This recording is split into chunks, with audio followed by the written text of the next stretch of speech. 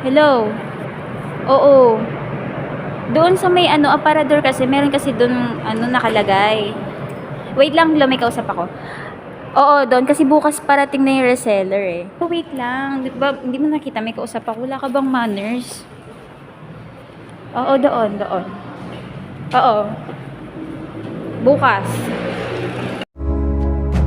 Ang matubay na sagot ay nakakapawi ng poot, ngunit ang mabigat na salita ay humihila ng galit.